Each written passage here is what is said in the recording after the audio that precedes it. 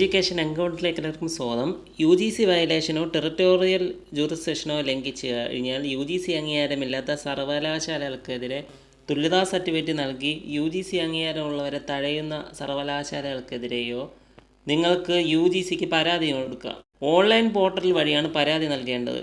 ഈ സമാധാൻ കംപ്ലൈൻറ്റ് പോർട്ടലിലാണ് വിദ്യാർത്ഥികൾ പരാതി കൊടുക്കേണ്ടത്.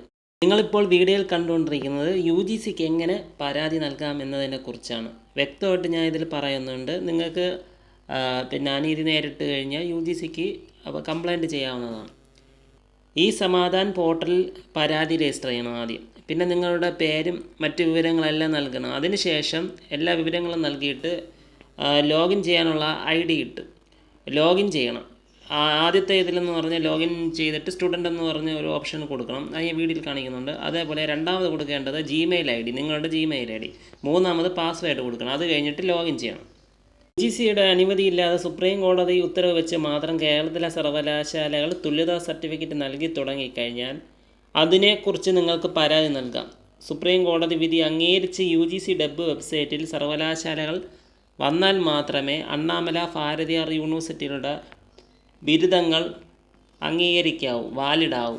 UGC ആണ് ഹെഡ്. UGC അംഗീകരിക്കണം. സുപ്രീം കോടതി വിധി അംഗീകരിച്ചുകൊണ്ട് UGC അവരുടെ വെബ്സൈറ്റിൽ ഇടണം. അല്ലാതെ ഇവിടെ തുല്യതാ സർട്ടിഫിക്കറ്റ് കൊടുത്തു തുടങ്ങിക്കഴിഞ്ഞാൽ പബ്ലിക് എന്ന നിലയിൽ നിങ്ങൾക്ക് UGCക്ക് ഈ പോർട്ടൽ വഴി പരാതി കൊടുക്കാവുന്നതാണ്.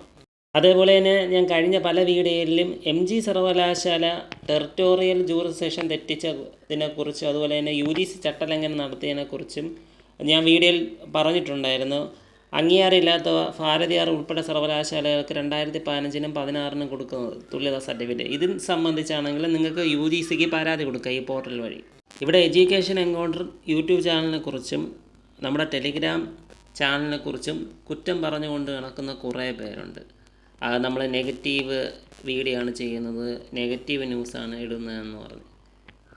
അത് അങ്ങനെയുള്ളവർ പറയുന്നത് സർക്കാർ ജോലിയിലിരിക്കുന്നവരാണ്.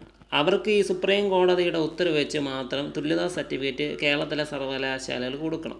അവർക്ക് വെബ്സൈറ്റിൽ വരാതെ ചുളുവിൽ കാര്യങ്ങൾ നടക്കണം. കാരണം എന്തെന്ന് വെച്ച് കഴിഞ്ഞാൽ അവർക്ക് നൈസായിട്ട് പ്രൊമോഷൻ കിട്ടാൻ. യഥാർത്ഥ ഒരു കാര്യം പറഞ്ഞു കഴിഞ്ഞാൽ UGC ചട്ടലംഘനം നടന്നു കഴിഞ്ഞാൽ മറ്റ് സ്റ്റേറ്റുകളായ അതായത് ഡൽഹി, പഞ്ചാബിലൊക്കെ ചെയ്യുന്ന പരിപാടി എന്ന് പറഞ്ഞാൽ UGC അംഗീകാരമില്ലാത്ത അധ്യാപകരായിട്ടുള്ള അനർഹരായിട്ടുള്ള അധ്യാപകർ ഇറങ്ങിക്കഴിഞ്ഞാൽ അവിടുത്തെ സർക്കാരും ഉന്നത വിദ്യാഭ്യാസ വകുപ്പും അവരെ പുറത്താക്കുകയാണ് ചെയ്യുന്നത്.